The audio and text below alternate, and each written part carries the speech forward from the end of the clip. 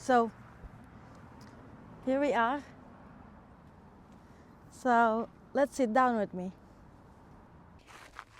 Hi, this is your friend Ria.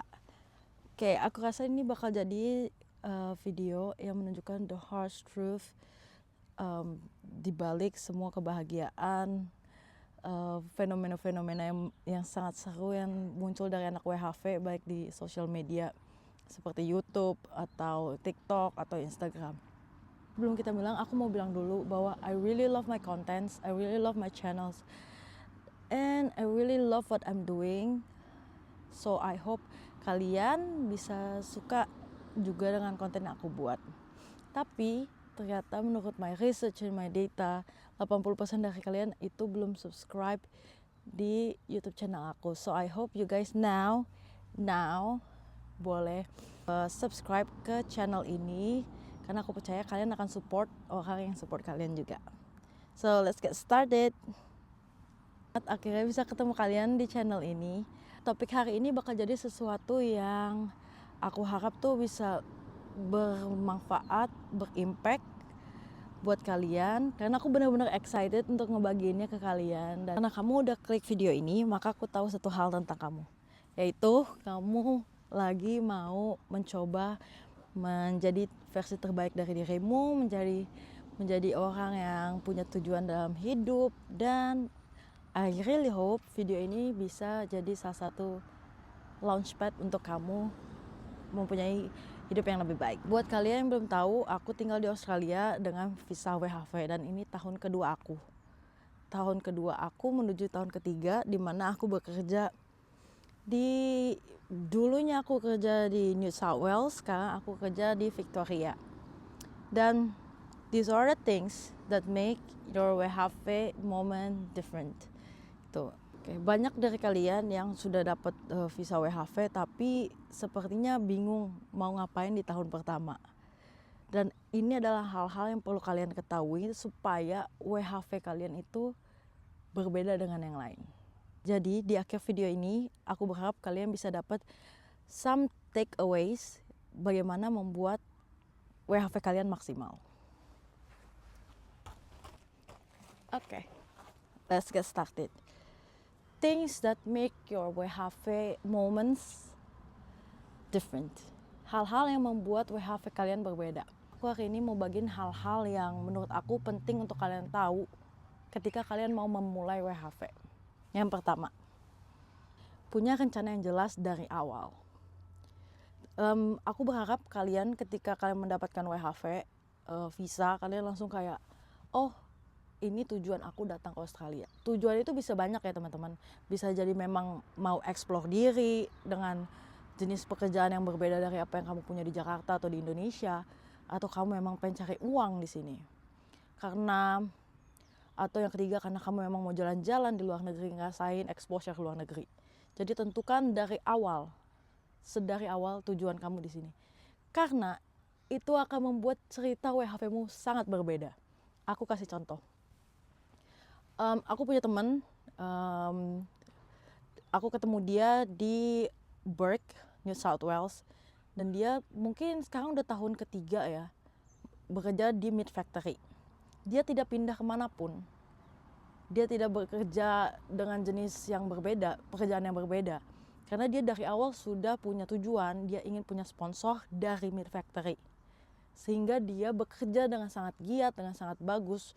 Dari hari pertama dia bekerja di meat factory itu sampai dengan saat ini. Dulu dia mungkin jadi meat worker biasa, sekarang dia sudah jadi supervisor dan kemungkinan dapat sponsorship dari perusahaannya. Contoh yang kedua, aku punya teman yang dari awal, dia orang dari Jawa Tengah kalau nggak salah. Dia dari awal datang ke Australia sudah bertekad dan punya tujuan ingin kerja di cotton atau grain harvesting. Jadi begitu dia sampai di Sydney, dia langsung ambil forklift license, ambil tiket-tiket yang menjadi penunjang untuk kerja di pertambangan seperti itu.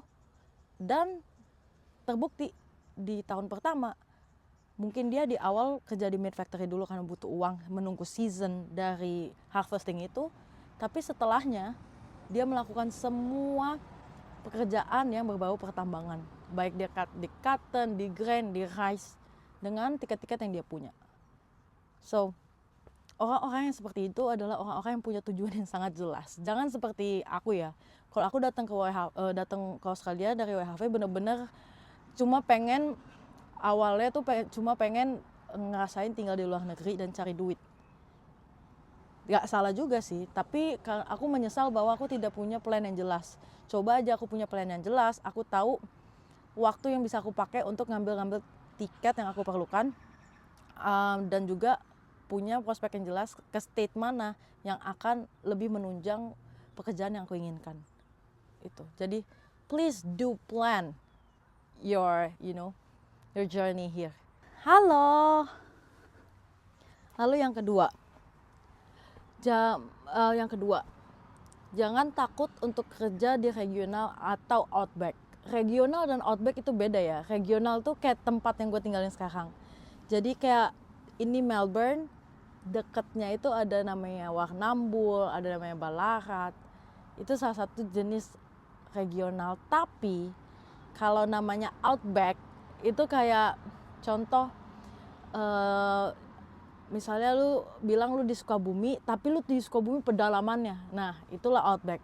Menurut gua, kenapa kalian harus coba tinggal di regional atau di outback? Karena pertama, perusahaan yang menerima kalian dari outback atau regional itu biasanya lebih effort ke pekerja-pekerjanya, lebih menghargai pekerja-pekerjanya.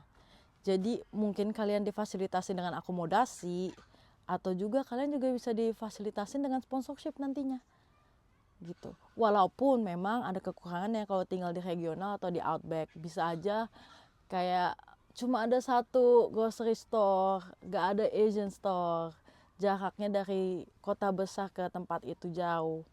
Ya ada juga kekurangannya, tapi menurut gue personally itu sangatlah indah dan sangatlah bijaksana untuk mencoba tinggal di regional atau di outback. Yang ketiga, be open but selective. Maksudnya adalah ini mengenai friendships atau community yang kalian temukan ketika kalian ber-WHV. Pada dasarnya anak-anak WHV itu semuanya seru, baik, helpful, tapi kalian masih harus ingat tujuan kalian kesini itu apa. Karena kadang kalian harus menyesuaikan komunitas yang kalian menyesuaikan diri kalian dengan komunitas yang kalian tekuni gitu. Pastiin kalian punya visi yang sama, eager dan kegigihan yang sama supaya tujuan kalian tuh tersampaikan selama kalian ber-WHV. Ingat 3 tahun itu adalah waktu yang sangat cepat, sangat amat cepat, yang kayak nggak berasa tiba-tiba kok udah tahun kedua ya, kok udah tahun ketiga ya. So ya, make sure kalian punya vibes pertemanan yang bisa membantu pertumbuhan kalian di Australia. Dan yang terakhir adalah jangan sampai kalian punya learning loss. Kenapa learning loss? Mostly kerjaan yang kalian lakukan selama kalian di Australia ini, selama kalian ber-WHV adalah kerjaan yang mungkin 80% fisik. Dan bisa dibayangkan kalau kerja 8-12 jam fisik itu membuat kita kehilangan sebenarnya kesempatan untuk belajar hal yang lain selain pekerjaan kita. Maka dari itu usahakan di luar jam kerja kalian tetap belajar sesuatu, tetap punya kerinduan untuk upskilling. Supaya apa? Nah, supaya kalian gak kehilangan value kalian tetap bisa mempunyai skill, soft skills yang berguna untuk masa depan kalian, despite hal-hal yang mendukung juga dalam pekerjaan kalian. Contoh kayak tiket atau sertifikat, ikut online classes kalau lagi hari Sabtu atau Minggu 1 atau 2 jam, atau ketika kalian diperbolehkan pakai earphone yang bisa dengerin lagu, dengerin podcast yang bisa nambahin value hidup kalian, edit value dalam diri kalian. So pastikan 3 tahun dan 3 tahun selama kalian bekerja jalan-jalan di Australia, 8-12 jam kalian bekerja di tempat kalian bekerja itu tidak hilang begitu aja. Tapi tetap ada 1 atau 2 hal value atau skill yang kalian asah selama waktu itu berjalan. So ya, Oke, aku percaya kalian yang nonton video tadi akan share ke teman kalian yang butuh atau akan pergi ke Australia, atau bahkan kalian simpan, kalian download untuk jadi bekal kalian sebelum kalian pergi ke Australia. So I'll see you around. I'm gonna see you exactly on the next video that you're gonna watch. See you guys, bye bye.